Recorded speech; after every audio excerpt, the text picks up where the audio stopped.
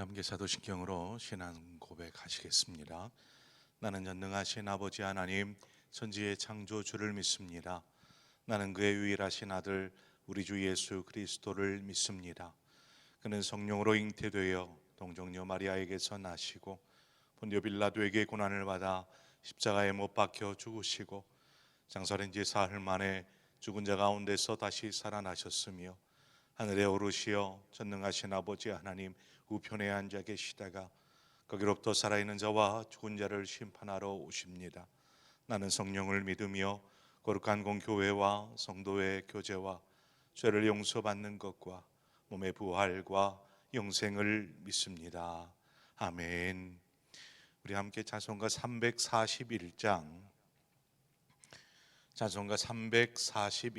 십자가를 내 가지고 주를 따라갑니다. 우리 찬송가 341장을 함께 찬송하도록 하겠습니다.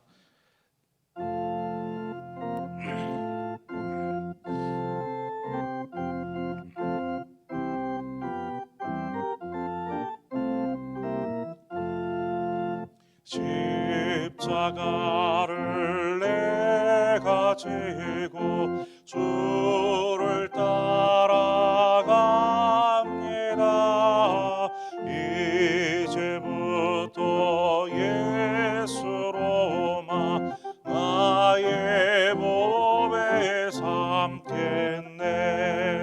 세상에서 부귀 영화 모두 잃어버려도 주의 평안 내가 받고 영생 복을 받겠네. 주도 곤욕 당했으니 나도 곤욕 당하리. 세상 사람 간사하나 예수 진실합니다.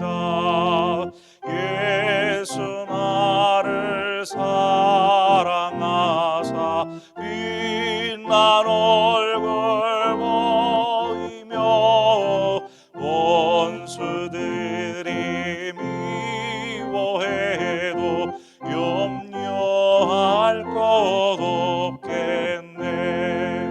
내가 핍박당할 때에 주의 품에 안기고 세상 고초 당할수록 많은 위로 받겠네. 주가 주신 기쁨 외에 기뻐할 것 뭐냐. 주가 나를 사랑하니 기뻐할 것뿐일세.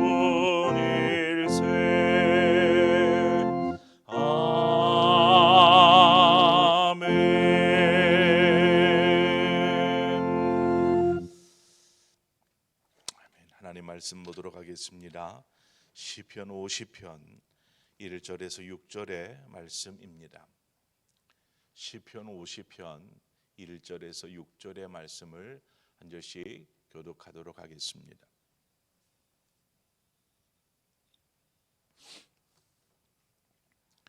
함께 교독합니다. 전능하신 이 여호와 하나님께서 말씀하사 해 돋는 데서부터 지는 데까지 세상을 부르셨도다.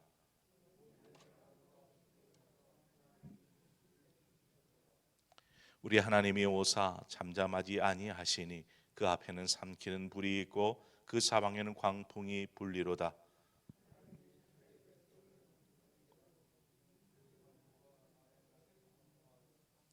이르시되 나의 성도들을 내 앞에 모으라. 그들은 제사로 나와 언약한 이들이니라 하시던도다.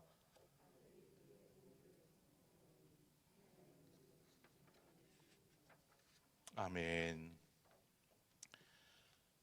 성경을 보면 이스라엘 백성의 역사 아닙니까? 성경 전체가 어떻게 보면 이스라엘 백성의 역사들을 다루고 있습니다.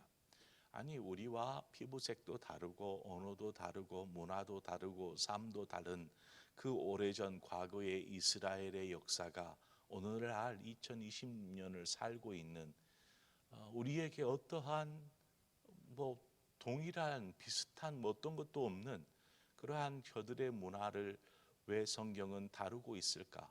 그리고 그 이스라엘의 문화와 역사와 그러한 내용들을 왜 우리가 알아야 할까 생각할 수 있지 않겠습니까? 하나님은 이스라엘 백성을 통하여서 우리에게 말씀하고자 하는 것이 있습니다.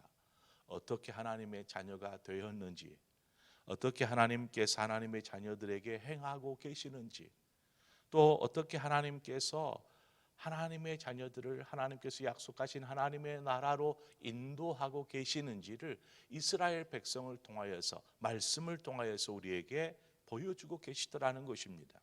그래서 중요한 것입니다. 하나님은 이스라엘 백성을 애굽에서 노예의 삶을 살 때, 종살이 할 때에 저들을 불러서 하나님의 백성 되게 하셨습니다. 그리고 이스라엘 백성을 하나님께서 약속하신 젖과 꿀이 흐르는 가나안 땅으로 인도하셨습니다. 노예에서 이제는 자유인으로, 어둠에서 빛으로, 사망에서 생명으로 옮겨주신 것입니다. 오늘날 우리가 그리스도인 된 하나님의 자녀 된 것은 바로 이와 같습니다. 세상에서 죄의 노예, 사단의 노예처럼 살던 종살이 하던 우리를 이제는 하나님의 자녀로 불러주셨고, 어둠 가운데 방황하지 아니하고 이제 빛 대신 하나님 안에서 거할 수 있는 빛의 자녀로 삼아 주셨던 것입니다. 이제 더 이상 사망이 우리에게 왕노릇하는 것이 아니라 이제는 생명을 소유한 자로 우리는 살아가는 것입니다. 그렇게 하여 하나님께서 약속하신 가나안 땅, 곧 하나님의 나라로 인도하시는 것이죠. 하나님은 이처럼 우리를 세상 가운데서 불러내어서 하나님의 거룩한 시온에 거하게 하십니다. 하나님 그곳으로 우리를 인도해 가시는 것이죠. 하나님의 인도를 따라서 우리는 이제 나아가면 됩니다. 더 이상 옛 과거를 생각하고 또 뒤돌아보아서는 안 되는 것입니다. 그런데 이스라엘의 역사를 한번 보세요. 이스라엘에는 어떠한 삶을 살았는가? 이스라엘 백성들은 하나님의 인도를 따라가면서 이제 뒤돌아보지 않아야 하는데 가나안 땅을 가는 중에 계속해서 뒤돌아봅니다. 그래서 애굽에서 편하게 살던 그때를 생각하는 것이죠. 또 그곳에서 먹던 음식들, 그것을 생각하는 것입니다. 그러니까 광야를 걷는 동안, 광야를 지나는 동안 광야의 여정이 쉽지가 않잖아요. 그러다 보니까 더더욱 과거가 떠올려지는 것입니다.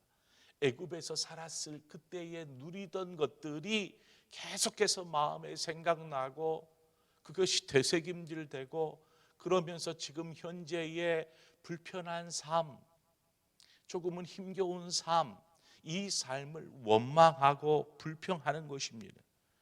그러니 광야의 여정이, 가나안 땅으로 가는 여정이 어떻겠습니까? 신앙생활도 이와 같다라고 말할 수 있습니다. 하나님의 자녀가 되어서 하나님의 인도를 따라 우리는 하나님의 나라 가운데로 나아갑니다. 그런데 우리가 옛사람, 하나님을 모를 때에 그 삶을 그리워한다거나 또 세상 사람들의 모습들을 부러워하고 그러한 나머지 우리가 계속해서 뒤돌아본다면 어떻게 되겠습니까? 동일한 것이죠. 우리는 더 이상 이전의 삶, 이전에 거하던 세상을 그리워하지 말아야 합니다. 사도 바울이 이야기합니다. 빌립보서 3장 13절과 14절에 이야기하듯이 오직 한 일, 즉 뒤에 있는 것은 잊어버리고 앞에 있는 것을 잡으려고 표대를 향하여 그리스도 예수 안에서 하나님이 위에서 부르신 부름의 상을 위하여 달려가노라. 이제 나는 뒤에 것 돌아보지 않겠다. 세상의 것 돌아보지 않겠다. 했던 것 돌아보지 않겠다. 이제 내 앞에 있는 표대 예수 그리스도를 향하여서 하나님께서 위에서 부르신 부름의 상을 위하여서 내가 달려가노라 라고 사도 바울은 고백하지 않습니까? 우리가 세상을 바라보게 되면 우리 안에 세상의 것들을 소유하고 싶은 마음, 이러한 마음이 일어나기 시작합니다. 과거에 세상이 주던 그러한 쾌락들, 즐거움들이 떠올려질 수밖에 없는 것입니다. 그렇게 되면 자연스럽게 세상의 것에 마음이 가는 순간 우리는 하나님으로부터 멀어지게 될 수밖에 없습니다. 이처럼 마귀는 아담과 하와에게 창세기 2장에 나온 아담과 하와에게 선악과를 가지고 유혹하듯이 지금도 사단은 우리에게 선악과를 보여주면서 유혹하는 것입니다. 먹음직하지 않니? 탐스럽지 않니? 보암직도 하지 않니? 다 먹어보아라. 그러면 알 거야 라고 유혹하듯이 오늘날 우리를 향하여서 계속해서 손짓하는 것입니다. 우리가 뒤를 돌아본다라면 우리는 다시금 어둠에 휩싸이는 삶, 어둠에 휩싸이게 될 뿐입니다. 그래서 우리는 위의 것을 사모해야 합니다. 한 걸음씩 앞으로 나아가는, 전진하는 그 삶을 살아야 합니다. 하나님께로 더 가까이. 그래서 찬송했던 것처럼 십자가를 지고 나아가는 것이죠. 5절 말씀을 보니까 이르시되 나의 성도들을 내 앞에 모으라. 그들은 제사로 나와 언약한 이들이니라 하시니라. 우리가 이제 하나님의 자녀가 되었습니다. 하나님의 자녀가 되어서 하나님과 함께 거하는 삶. 우리가 하나님의 자녀 된 것은 그냥 되어진 것이 아닙니다. 내가 원해서 그냥 되어진 것이 아니라 이것은 언약으로 맺어진 관계인 것입니다. 하나님과 우리는 언약으로 맺어진 관계입니다. 어떠한 언약인가요? 하나님께서 아브라함에게 언약을 세우셨습니다. 그리고 그 언약은 아브라함 이후 아브라함, 이삭, 야곱 그 이후로 12지파 곧 이후로 있는 하나님의 모든 믿음의 자녀들에게 하신 언약인 것입니다. 이 언약은 단순히 아브라함아 이렇게 할 테니까 너는 이렇게 해라 이러한 구두로 맺어진 언약이 아닙니다.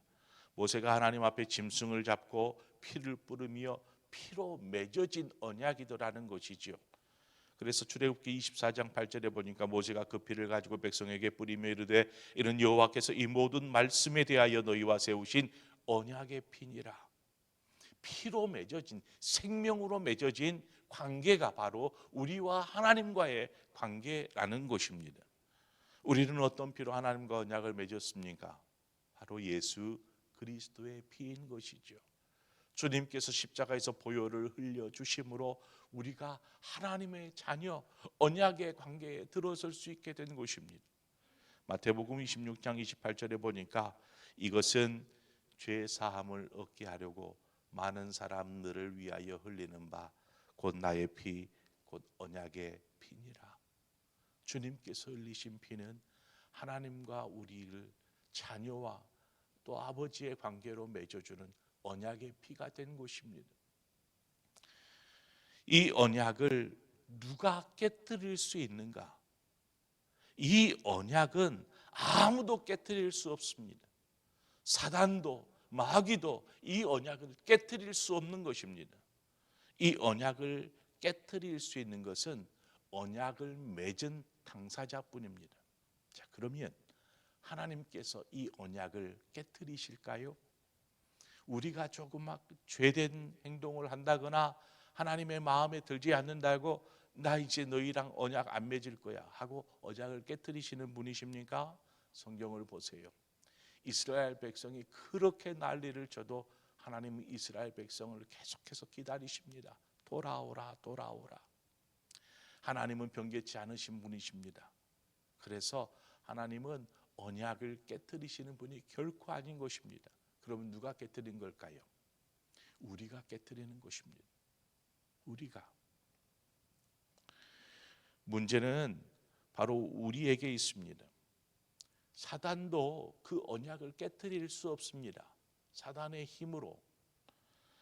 사단은 스스로 하나님과 우리 사이에 맺어진 언약을 깨트릴 수 없기 때문에 우리가 하나님과의 언약을 깨트리도록 유혹하고 넘어뜨리려 하는 것입니다. 그래서 우리 스스로 언약을 깨트리게 만드는 것이죠. 결국 우리 모두는 하나님의 심판대 앞에 서게 될 것입니다.